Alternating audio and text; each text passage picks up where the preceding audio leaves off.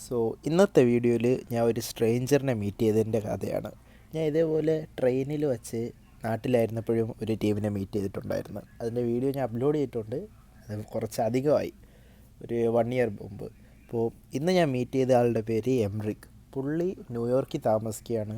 ഒരു സോഫ്റ്റ്വെയർ എൻജിനീയറാണ്. പുള്ളിയുടെ ഒറിജിൻ വേറെ ഏതോ സ്ഥലമാണ്. പുള്ളി അത് പറഞ്ഞ് ഞാൻ മറന്നുപോയി. അപ്പോൾ പുള്ളി ഈ വെസ്റ്റേൺ കൺട്രീസിലൊക്കെ ഈ വെക്കേഷൻ ഭയങ്കര സംഭവമാണല്ലോ, പുതിയ അടുത്ത സ്റ്റേറ്റിലോ അങ്ങനെയൊക്കെ പോകുന്നത്. അതേപോലെ ന്യൂയോർക്കിൽ നിന്ന് ന്യൂ ഓർലൻസിലോട്ട് വന്നതാണ് പുള്ളി. അപ്പോൾ ഞങ്ങളൊരു ഡാൻസിങ് ബാറിൽ വെച്ച് മീറ്റ് ചെയ്ത അടിപൊളി പേഴ്സണാലിറ്റി, സത്യം പറയാമല്ലോ, കിഡിലെ പേഴ്സണാലിറ്റി. പുള്ളിയുടെ അവിടുത്തെ ലിവിങ് സ്റ്റൈലും അവിടുത്തെ കാര്യങ്ങളൊക്കെ എൻ്റെ അടുത്ത് പറഞ്ഞു. ഞാനും ഇവിടെ എന്താ നടക്കുന്നതെന്നൊക്കെ പുള്ളിയുടെ അടുത്ത് പറഞ്ഞു. അപ്പോൾ പുള്ളി എന്നെ സത്യം പറഞ്ഞാൽ എന്നെ 1-2 സ്ഥലത്തൊക്കെ കൊണ്ടുപോയി. കാരണം ഞാൻ ഇവിടെ വരുന്നു, 1-2 ചെറിയ സ്ഥലങ്ങളിൽ പോകുന്നു, തിരിച്ചു വരുന്നു. അതിനപ്പുറം എനിക്ക് ന്യൂ ഓർലൻസുമായിട്ട് വലിയ ബന്ധമില്ല.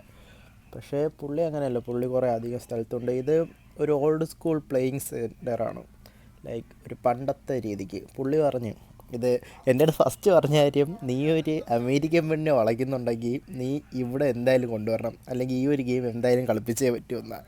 അപ്പോൾ ഞാനാണെങ്കിൽ പറഞ്ഞ് എനിക്ക് കിട്ടത്തോലുമില്ല, നാട്ടിലേ കിട്ടുന്നില്ല, നമ്മളോടാണോ. പക്ഷേ പുള്ളി ഈ ഒരു പ്ലേയിങ് സെൻറ്റർ ഞാൻ പറഞ്ഞ പോലെ ഓൾഡ് പ്ലേയിങ് മെത്തേഡാണ്. അപ്പോൾ അത് പുള്ളി ഭയങ്കരമായിട്ട് എക്സ്പ്ലോർ ചെയ്ത് പറഞ്ഞു തന്ന്. അടുത്ത് ഞങ്ങൾ നേരെ ഫുഡ് കഴിക്കാൻ പോയി. അവിടെയാണെങ്കിൽ അതിലും കോമഡി. അതൊരു കപ്പിൾസാണ്, ലൈക്ക് അവരാണ് ഈ റെസ്റ്റോറൻറ്റ് നടത്തണത്. അവർ ഇങ്ങനെ ചില്ലടിച്ച് പാട്ട് പാടി ഏതോ ഒരു കിടില സോങ് ഇട്ടിട്ടുണ്ട്. എന്നിട്ട് പുള്ളി ആ ഭാര്യയെ വെറുപ്പിക്കുക. ഞങ്ങൾ എന്നിട്ട് നേരെ വീണ്ടും ഡാൻസ് ബാറിൽ തന്നെ പോയി. പക്ഷേ ഇപ്രാവശ്യം പുള്ളി അവിടെ പറഞ്ഞു തന്ന ആ ഒരു ബോർഡ് ഞാൻ കാണിച്ചില്ലേ, അവിടെ ഏത് പാട്ട് വേണമെന്ന് വോട്ട് ചെയ്യാൻ പറ്റും. ഇതൊക്കെ കഴിഞ്ഞ് ഞങ്ങൾ പിരിഞ്ഞു. പക്ഷേ പിരിയുന്നതിന് മുമ്പ് കുറേ നല്ല മൊമെൻറ്റ്സ് ഉണ്ടായി. നല്ല കുറേ ആൾക്കാർ, ലൈക്ക് ഈ റേസിസം കാര്യവും ഇല്ലാത്ത കുറേ ആൾക്കാർ ഇപ്പോഴും ഉണ്ടെന്നും എല്ലാം നന്നായിട്ട് തന്നെ പോവും എന്നൊരു വിശ്വാസം കൂടി എനിക്ക് കിട്ടി. അപ്പോൾ ഇന്നത്തെ വീഡിയോ ഇത്രയൊക്കെ തന്നെ ഉള്ളൂ. ഇനി കുറച്ച് പാട്ട് കേട്ടോ.